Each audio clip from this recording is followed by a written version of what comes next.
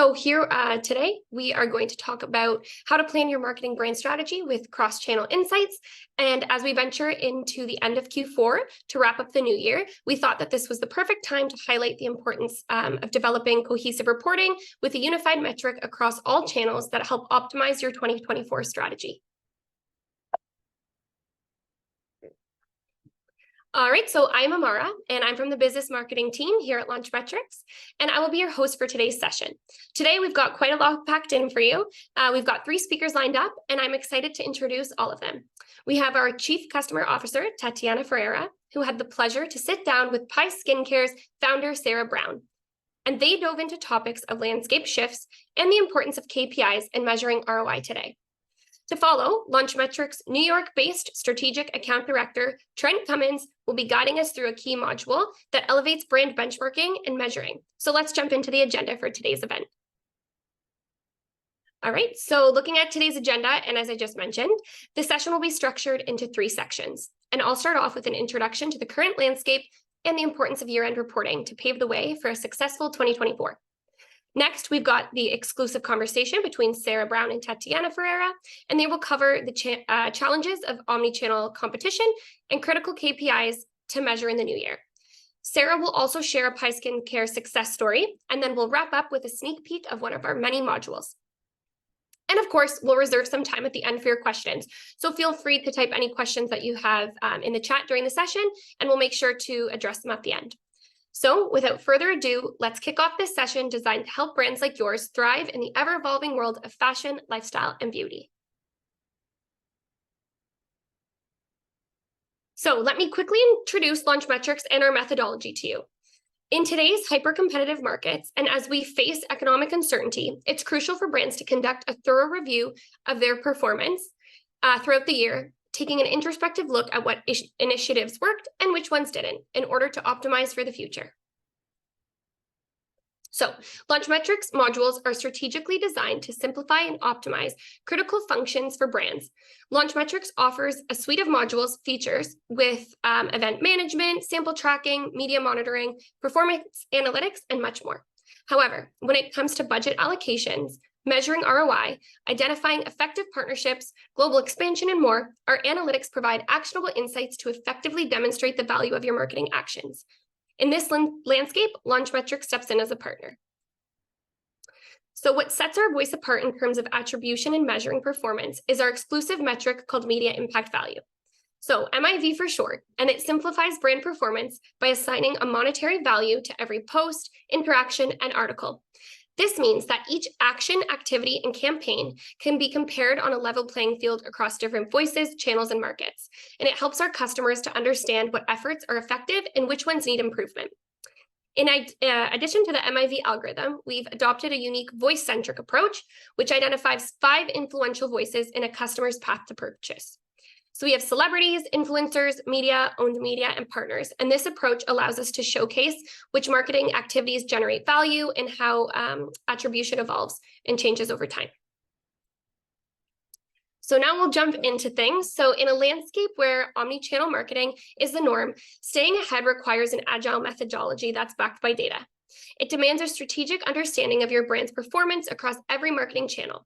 Tracking metrics across owned media, partners, influencer campaigns, and celebrity collaborations is essential. So let's take a moment to look at the next slide, and we've highlighted some key data points here. So statistics show that marketers employing 3 or more channels in a campaign witness a 287% higher purchase rate in comparison to those sticking to a single channel approach.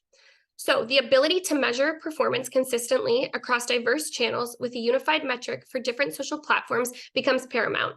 It allows marketers to navigate the intricacy of channels seamlessly, ensuring an understanding of campaign effectiveness.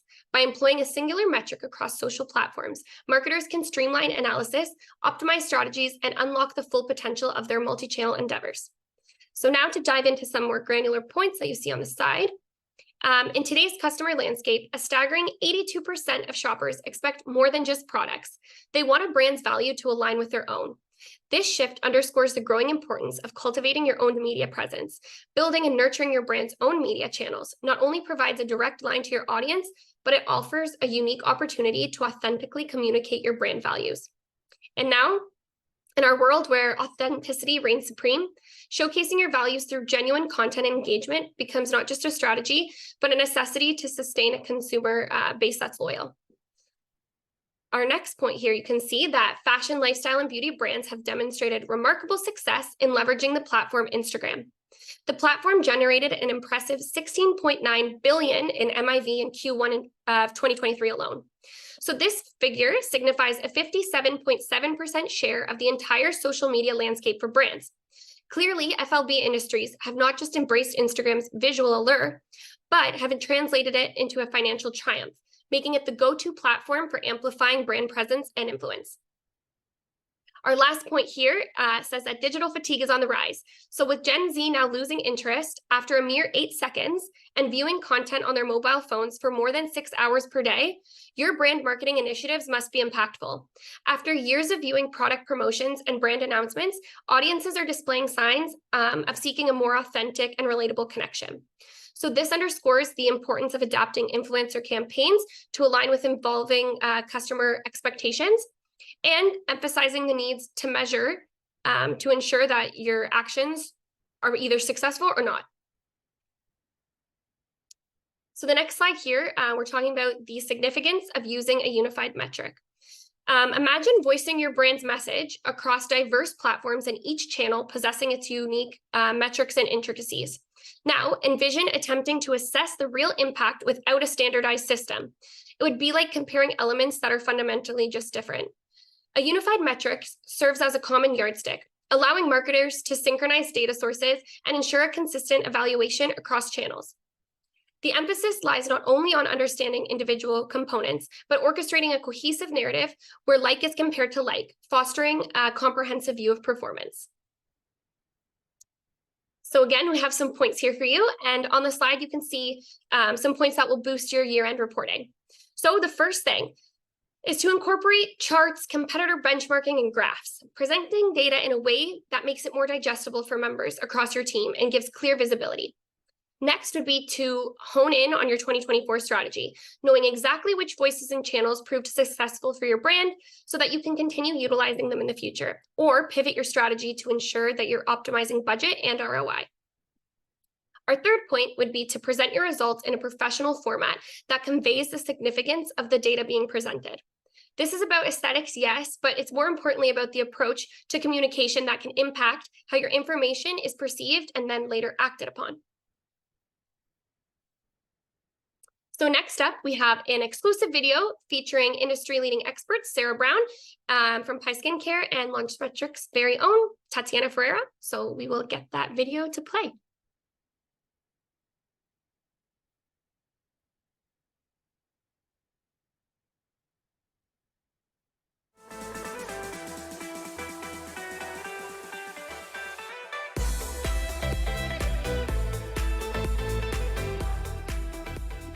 As a skincare enthusiast myself, I'm extra excited by our guest today. We are joined by Sarah Brown, founder of Pai Skincare. I would love the audience to hear a little bit about your brand, Sarah, and how and why you decided to start Pai Skincare. Sure. So we are, and first of all, thank you for having me on. It's great to be here. So Pai, we're a London-based brand business in the UK. We're a certified organic manufacturer and distributor of skincare.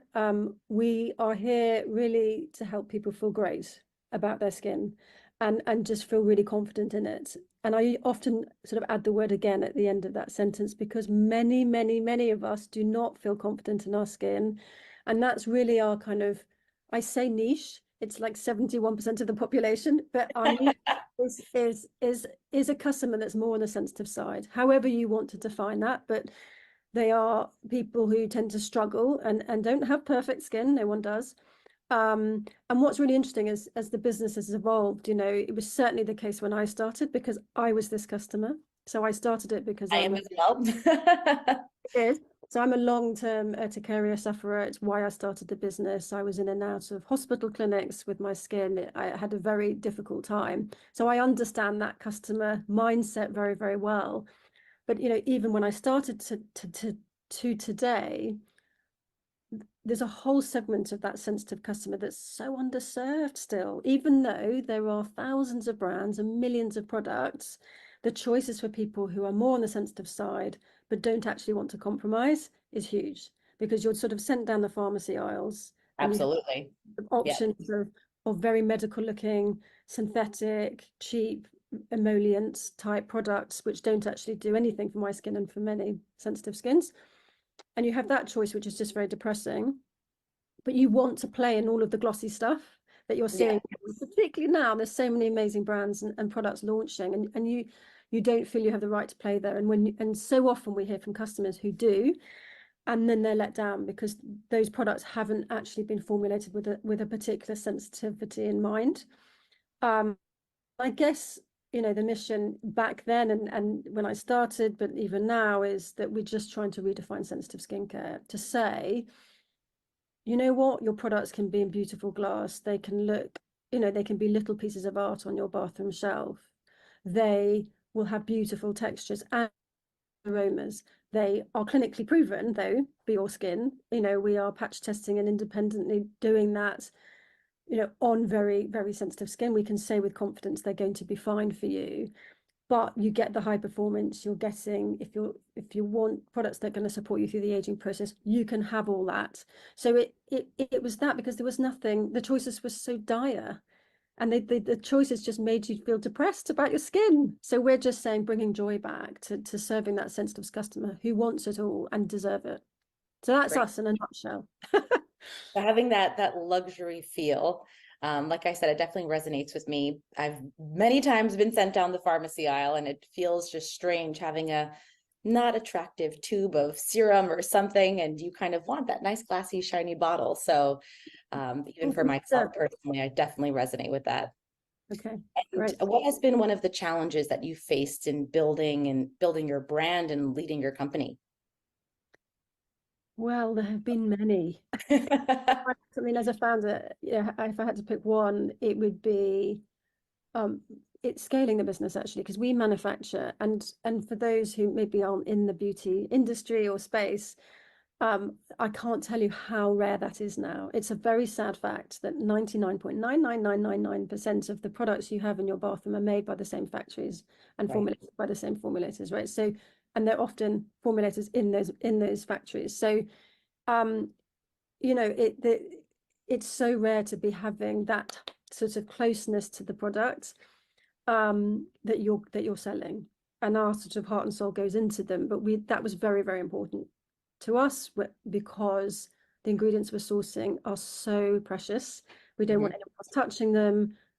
We don't want anyone else heating them. So we know that it delivers, the fact that we control all of the process, it delivers a very unique quality, but also a very unique product. And so I never wanted to give that up, but it's been brutal growing and scaling a business and a manufacturing site in London. So we've had to get more and more space, very expensive equipment. It sucks up cash. Running a factory is it's a massive commitment to the cause. We think we believe it's worth it. And COVID showed us it was worth it too. But from a supply chain, simplicity piece. But yeah, that's been yeah, very hard, but Yeah. true labor of love. Yep, I'm sure figuring that out kind of on the onset, like you said, just that starting point, I'm sure is a challenge in and of itself. And then to be able to produce at scale as the company grows, which is what any business owner wants, of course, is another big And challenge. through pandemics as well. Right. Yeah. And in terms of landscape shifts, what do you see as maybe the most significant change or development in the industry? And then how do you adapt to that and the complexity of what many would consider an oversaturated market? I mean, it's a massive question. And I would say that in the last, I don't know, 3 or 4, 5 years, everything has changed.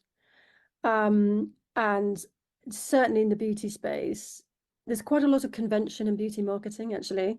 Well, there has historically been. And so I think it's where lots of brands are coming quite unstuck, because they had their sort of old ways of marketing and old levers and promotional levers, and they just don't work anymore with the younger generation.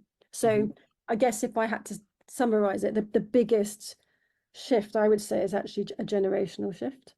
Mm, Seeing how different generations shop in different ways and consume in different ways, and as a general point across generation as well, we're seeing, you know, customers being much more fickle. So there's an amazing stat which I wrote down, which was that 80%, is that right? No, where was it? Half of all customers in the past year have tried a new beauty brand, mm. and 3/4 of Gen Z have. So Wow. that's really interesting. And even within the sensitive space where we would normally command, I mean, we command great loyalty because once people find us, they stick with us. But it's just because there's so much appetite there and there's so much temptation and there's so much, you know, this has become such a saturated market. That's what we're seeing. So customers are trying more brands. The generations are shopping differently, but we need to sort of adapt to how we speak to them in these different moments. And the customer journey has changed too. So the customer journey is very, very complex now. And again, across the generations, and it's very, very hard to map. And that makes it very easy for you to lose your customers to other brands. Right. So that's the, I would say, the kind of universal challenge, probably not just in beauty, but I would say that's a big change. Yeah, well, it's certainly, if I put my consumer hat on, it definitely feels like there's a new beauty brand that's popping up and going viral every single day is what it sounds like. You know, you hear about it constantly. And I think not just, you know, in beauty specifically, but even within skincare specifically, during COVID, everyone was at home. And I think maybe people became more in tune to just taking care of themselves better and their skin better. So that could have also maybe propelled new brands to play in that space or try out that space. Cause like you said, there was more of an appetite for it. Yeah. And I would imagine staying on top of that is a challenge. And I think on that, I mean, that's a really interesting point. And it's very hard to sort of split out the impact of the pandemic on shopping behaviors today. I'm sure that people will study this later and that there'll be whole things on it. But what we see, and maybe it started within this kind of period of people being at home and doing a lot more research. So what we hear a lot is that customers now will look at kind of 7 pieces of validation before they'll buy, but they're big researchers. And if you look at Gen Z, they are huge researchers. So they're sort of, the stats are crazy, but 80% of Gen Z will do rigorous research before purchase. It's like, for boomers, it's like 30% or something. It's tiny. Okay. But yeah, it's just very interesting. They're much more likely to take a recommendation from a friend. They're much more likely to look at reviews. And actually what is really interesting in our space is Amazon and the role it's playing. Almost, I mean, I know TikTok's the same, there's a lot of research on this too, but a lot of Gen Z are actually researching their products on Amazon. And we're not necessarily then buying on there. So this is research from Amazon, so I can say it. And then got this issue where people are using almost Amazon as a sort of search tool, and then bouncing off. So sometimes they obviously a lot will buy there and then, but often they don't. So that's yeah, it's just really interesting. Yeah. And you kind of touched on this before about, you know, how the consumer buying journey is different. And consumers now almost come to expect this seamless experience, right? Both online, offline. And how does your brand navigate those challenges? So this idea of like omni-channel experiences, omni-channel competition, and just making sure that you're prioritizing the consumer, engaging them, their satisfaction kind of in the online and offline space. I mean, again, it's a great question. I would say that by continuously talking to them.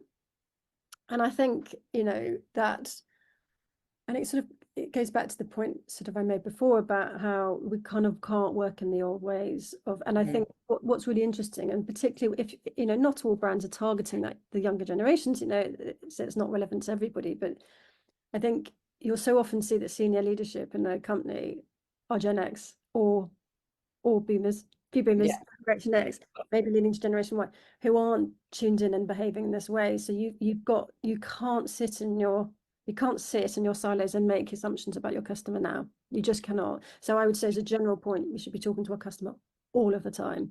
And we just did a pop-up first in many years, and with the sole intention of, okay, let's get to know our customer again. And it throws out all the assumptions you make. It's a brilliant thing to do. So talk to your customer. I think we've done it in different ways. By the way, I would say we don't manage it very well. And I think there's still a hangover of, getting all of our teams working together and also learning from each other about how on that omnichannel experience that we're giving the customer a consistent experience. It's the sort of McDonald's thing that you should be able to, you can eat a McDonald's anywhere in the world and you'll get the same experience. It's that every time you see Pi, you should be seeing the same messaging. The positioning should be the same, and all, and your first touch point with the customer should be perfect. So whether you're buying online and your unboxing is amazing or whatever it might look like, and we've got masses of work to do on that because we rebranded it during 2020 and we're still haven't got this sewn up. So I think it's consistent comms across both channels, consistent positioning is critical. I think so often, particularly again in beauty, your choice of retailer then becomes very important because they have to match the brand principles and values. And so a retailer will often pull you in a different direction from a brand and an NPD point of view. So they'll want to see a certain type of product, but you've got to keep it true to the brand. So I think it's just that consistency is key. We for many years have done pre-consultations, and that's been a really interesting online, offline thing to look at because that is, you're on the front line with your customer, and you learn so much from them and they learn a lot from us. It's really a hand-holding exercise for the customer if they're going through a skin challenge and helping them navigate through. We've done it for years and years and years. So we were very well prepared for when COVID came and everyone was doing skin consultations online, and we were like, we've been doing this a long time. But they were always online, and we've started to take them offline as well. And that's been really interesting. So we'll go into store and we'll do them in store and we'll pre-promote, one of our skin coaches is installed today. And that's been really successful for us. So that's just one kind of tool that we've used. You've got to sweat the details, really. Yeah, it's like you're giving the customer the same feeling no matter where they are, right? No matter if it's in a store, if it's on your e-com site, if it's with a retail partner, like you said, even the detail of the unboxing, it's so true. Like that, sometimes it's really like an elegant experience when you unbox a package. Yeah. So making sure that consistency is there. And it's interesting that you started answering the question about talking to your customer and listening. Of course, listening is kind of half the battle, truly listening. Yeah.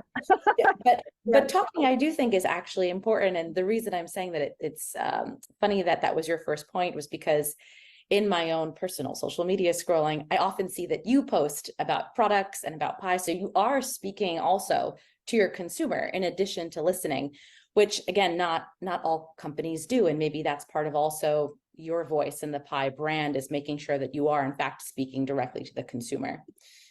I mean, it's so important. And I think it's particularly as we shift more and more towards AI. And I'm not saying AI doesn't have its place. I think it does. I think it's just, you just can't lose that connection. And absolutely. As a general, as a customer who's been through the mill with my own skin, and as a very frustrated customer often, but also as a founder, the thing that pains me most is an unhappy customer. Mm-hmm.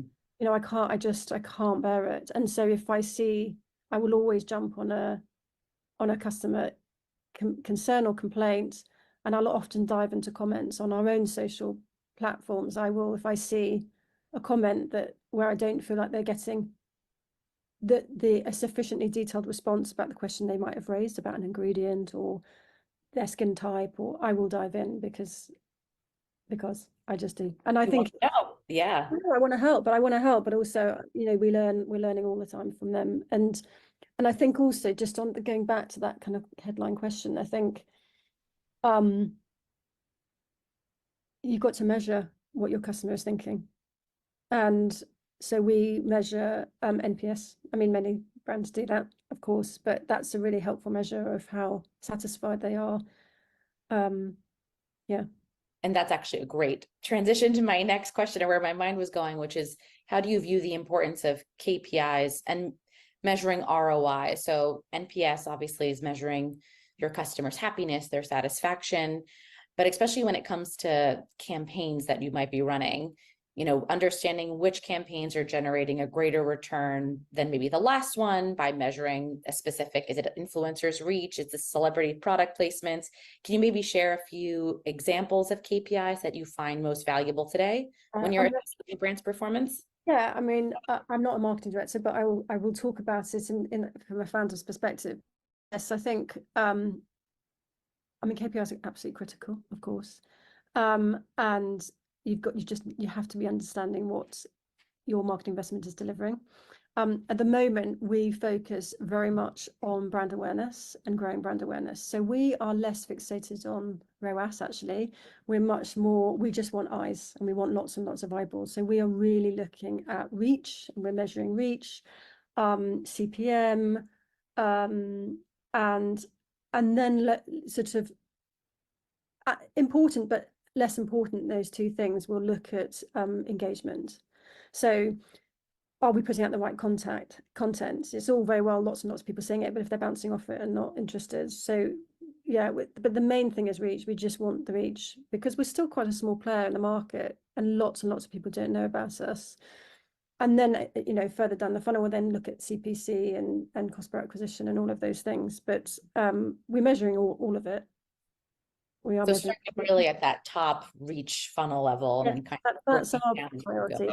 And then I think what we will be layering in, I mean, we find the launch metrics tool amazing and media impact value to be able to measure something, different marketing activations across different channels, but across all markets as well, just to have a consistent score for comparison has been so helpful for us. But we're going to sort of be layering in aided brand awareness surveys too, because in fact that if our main priority is brand awareness, we need to be tracking that. And I don't know. I mean, we've done it before. We haven't done it recently, but it's going to kickstart more in earnest next year to measure the impact of campaigns. It's not, it's not an exact science. That's the challenge. Yeah, absolutely. And what would you say is your brand vision for the next 5 to 10 years? Are there any trends, developments in the industry that you're really excited about? I mean, loads. In fact, I just was doing a kind of ideation session this morning, so it's quite timely. I can't tell you what we discussed. It is looking at a 5-year plan of where do we want to play that we're not already. I mean, we will always stick to we have to stay very true to our customer and core, and that's sensitive skin and skin that's in challenge. And I think we're problem solvers with real panache. So anything that leads us in that, and we can develop in that space, will be key for us. I think from a personal point of view, what we're always trying to show as a brand is that if you want to buy truly natural, and we're a certified organic brand, and you want to buy something that's for sensitive skin, that's suitable for sensitive skin, you can still get extraordinary skin performance. And it's been my, going back to what have been your challenges, changing mindsets on that, and with big opinion formers and stakeholders and beauty editors, and because you'd always get this, well, you can get natural, you can get science, and I'd say no, natural science. Our formulators have formulated for every brand in the world practically. It's the same principles of formulation, it's the same machinery, it's the same technology, it's just different raw materials. So I think it's bringing that to the fore of the next 5 years of really pioneering in the natural science space, and things like biotechnology, which is one of the most sustainable ingredients you can source now, is where we are really championing and pushing very, very hard to get these incredible actives for the skin from natural sources. So true retinoids that are natural. No one believed they could ever exist. Well, we've now got one. Peptides, beautiful natural peptides. Again, no one thought you could have natural peptides. They work as well or better than synthetic peptides. These types of areas where we can just demonstrate what you can do in organic formulation now without any compromise on the skin, and arguably with better affinity for the skin. So that is just where we love to play and really demonstrate our skill and expertise. And it's just, the opportunities are just endless. So that for me, I mean, there's lots. I mean, also just generally looking at health, I think skin health will be a big I say trend, but it's going to be so important to people. So Well, you definitely have me excited. Right. Like I said, I've struggled personally for a long time. And, you know, if you go to a dermatologist, it's so quick to be something prescription that's man-made, synthetic. But, you know, I think most people nowadays want something that is more natural when they can. And it's striking that balance of, you know, what you should do. So that sounds super exciting that you guys are cracking on to something that might be really in that middle Yeah. space there. And I think it goes back, you know, we talked about being a formulator and manufacturer. We have, you know, we had 3 cosmetic chemists before we had a salesperson. I mean, it was ridiculous, Wow. but it shows our commitment to product and innovation, and it's just what we love. But yeah, the opportunities are huge, and we can do it because we have a lab here. Yeah. We have below me is the lab, and below that level is our factory, like in one building. And it's just so special because you can move so fast. And when we see an interesting emerging ingredient, we can go, and we can go faster than anyone else. So that's Amazing. yeah. So maybe just one last question. Yeah. Talked about your brand's challenges, but I also want to talk about success stories. So maybe could you walk us through a standout milestone or achievement that you've had thus far that you're maybe most proud of? Yeah, I mean, we're so busy criticizing. I often say so critical. I don't often think about this, but yes, I think there are 2 standout moments. One was receiving our Queen's Award for Enterprise. So we went to the palace to meet the Queen, the late Queen. Amazing. And that was just a moment to pause and reflect on how far we'd come from a garage in Ealing Broadway. You know, it was amazing. And Ealing Broadway is in West London, for those who don't know. And the other would be B Corp. So we became a B Corp over a year ago now. And actually it wasn't about just the B Corp piece. It was the fact that everything we'd done up to this point, we'd done everything we could to be a good business. You know, we're certified vegan, cruelty-free, organic, London living wage. You know, we do all of these things, but actually it then made B Corp quite easy for us to get, because we've been taking the difficult decisions and the hard commercial decisions, but the right and the good decisions throughout our existence. That then it was almost like the culmination of those decisions was being able to attain B Corp, which is a really far-reaching, good standard of business. And that was really satisfying. Well, congratulations on B Corp, on meeting with the Queen, on all of your successes so far. And very excited to see what the future brings for Pai and the skincare industry, beauty industry overall. And thank you, Sarah, so much for your time, for joining us today. We appreciate your insights. No problem. Thank you.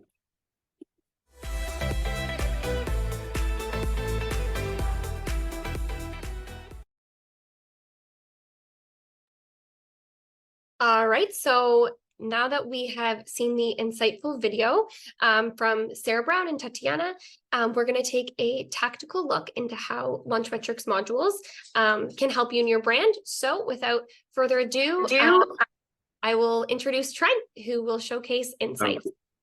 Hey, Trent, how are you? I'm good. How are you? Good. All right, so I'm going to jump in. Actually, the idea of this is to give you all a sneak peek of our competitive benchmarking tool.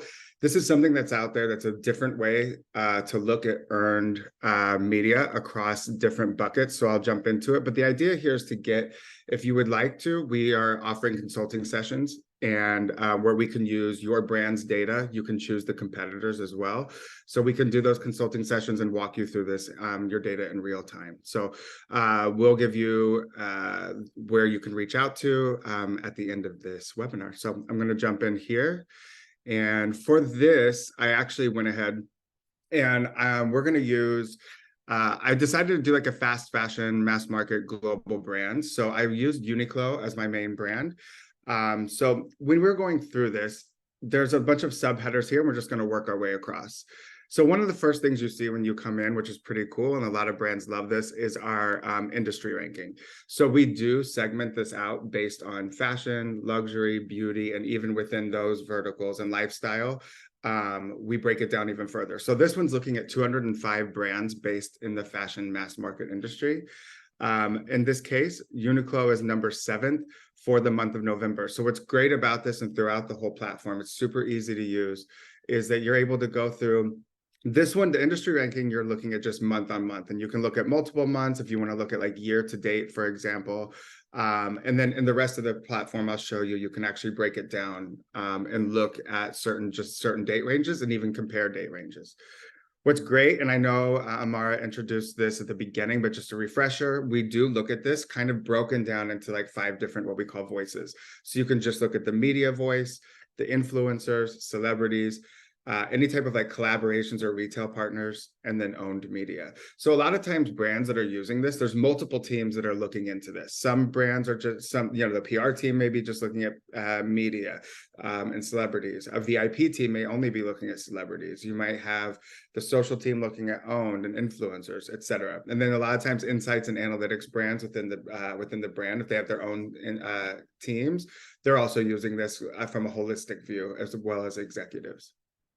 What's cool is you can also break this down by channel. So again, this is super important to have cross-channel information. So you've got print, online, and then you can break social down between all the social media, including the 5 Chinese social channels as well.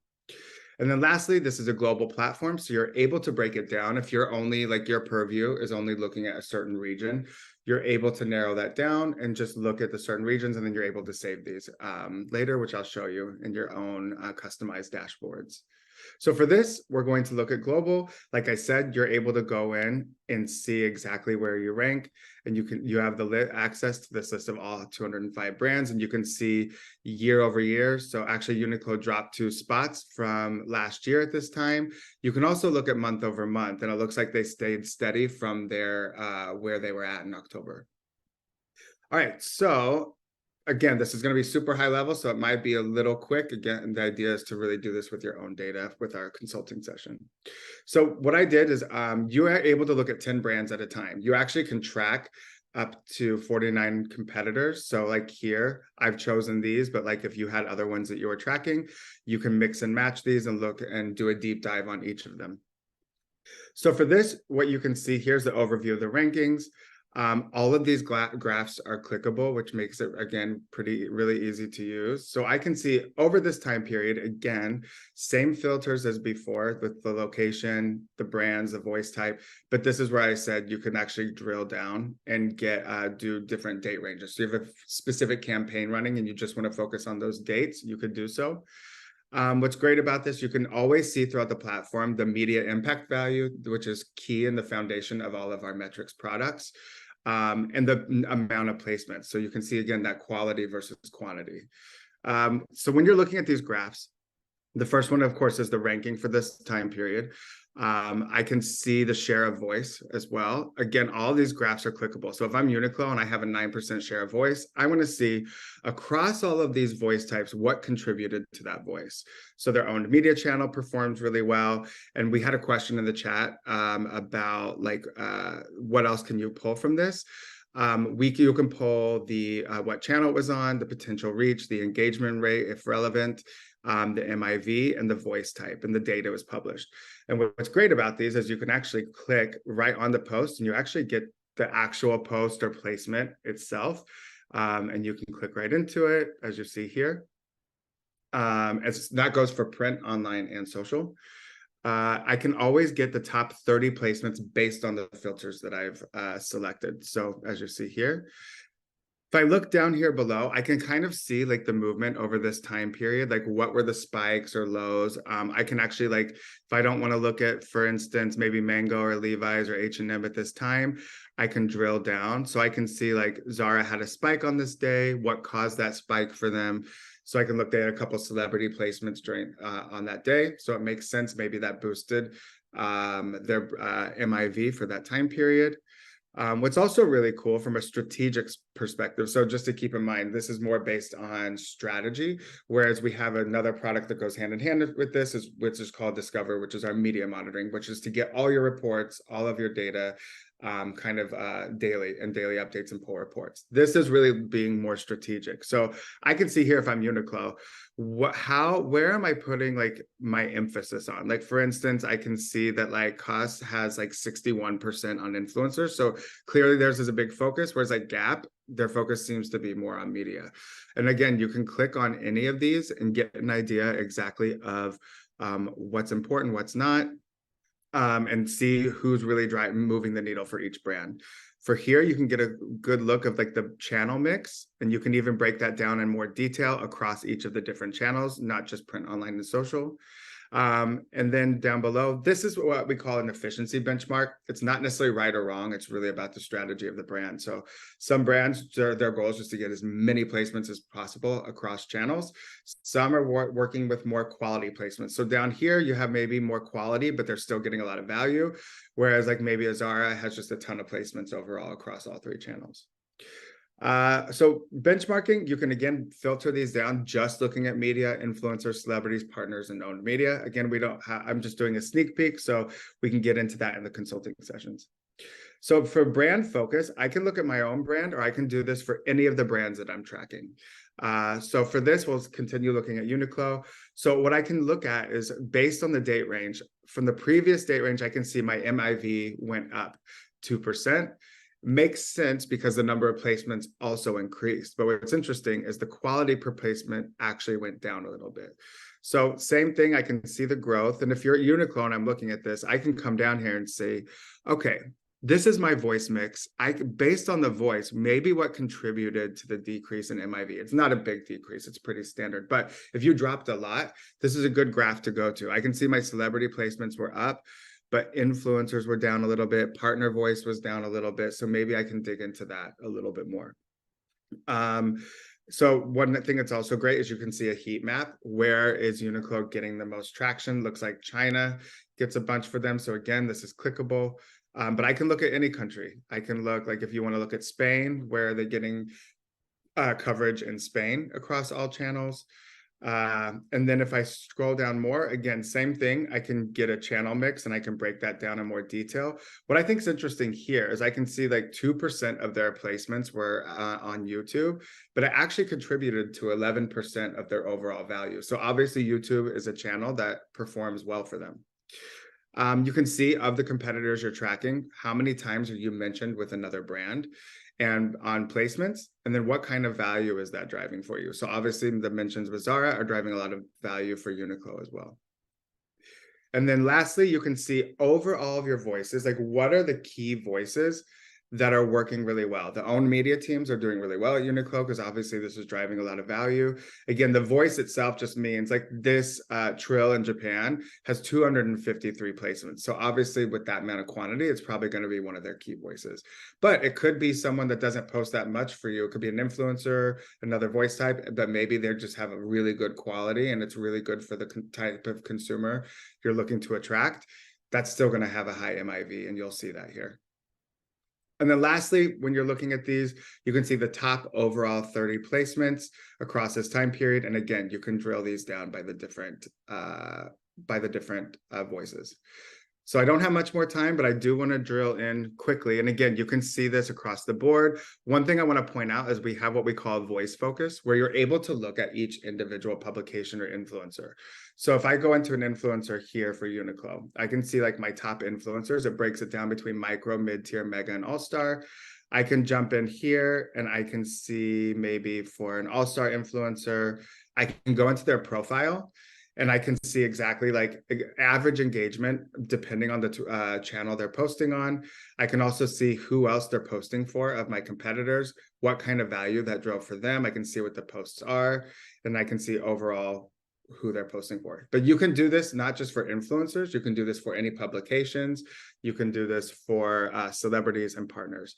Lastly, you can look, you can create throughout the whole process. So one of the things you can do here, you can always export this information if you want to add the images to a presentation, but you can also customize your own dashboards. Like I said, different teams use it for different things. So I can come in here, add it to a dashboard. So when I log in every day, I can just look at different graphs that are particular to me and my responsibility and look at that. And then very last thing, and I know Amar's waiting on me to shut up, so I'll stop, is the reporting. This is, if you just want the raw data, we give you the option to pull that up. So you can like group this by different brand, by lines, by different brands that you're looking at. You can save your reports. So if I go into one of my saved, I can see here, like if I have like an APAC report, I can see like the media type, the MIV, the placements, but you can also add in the MIV, the engagement rate. There's a lot of different fields you can pull into this and export the raw data to Excel. Anyway, like I said, high level. If you want to do this more in depth, we're happy to do so. Thank you so much, Trent. I know trying to show this platform, especially insights, in 10 minutes is definitely a challenge. You did great. Tricky. Yes, thanks. So now, thank you, by the way. We had a couple questions pop up in the chat box. So do you want to, we can get to those, and then I know we're a few minutes over, but we can try and do those speedy quick. So I will go through. Okay, so our first question was, is there any other metric that I can track besides MIV on the Insights platform? Yeah, so I just covered those in the demo. So where you can see like the engagement rate, the reach, the potential reach, as well as the number of placements. But again, if you want more details than that, our Discover platform media monitoring has all of those, and they kind of go hand in hand. The other one you kind of covered as well, it was, can I choose the competitors that I benchmark against, or does this platform generate them somehow automatically? But we know that you can choose your competitors. True. And from a strategic standpoint, sometimes brands are looking to us because we sit at the center of the industry. If you want to like get from us, who do you think, like who's the competitors are? We have a data services team that's really can help with that as well. But most brands typically know who they're tracking, but we can also offer strategy. Yep, exactly. And then we've got what social channels are tracked in the platform. Again, you showed we have Chinese media coverage as well. Correct. Okay, then we have another question here. Is it possible to draw data for specific topics or subjects? And I mean, I know that's more Discover, but you can, if you want to just touch on it quick, I guess. Yeah, and I see another question about how is Discover different, so we can kind of loop these in together. So Discover is our media monitoring platform. It's a typical media monitoring, but what's great about it, the reports are more visually, aesthetically pleasing, I would say. You have a lot of different options other than just like raw data.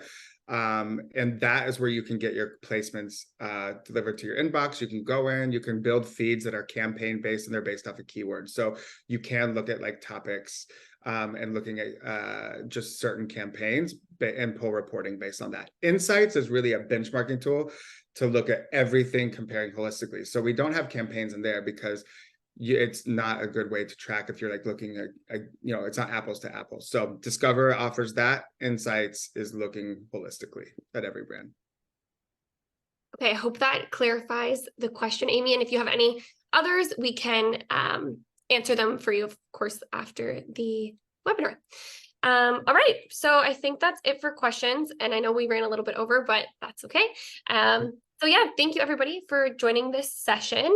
We will send out the recording to those who missed it, but we're here to support you and your brand. And if you are interested in any other modules besides Insights, we can definitely connect about that too. So thank you, and everybody have a wonderful rest of your Wednesday. Hey everybody, happy holidays.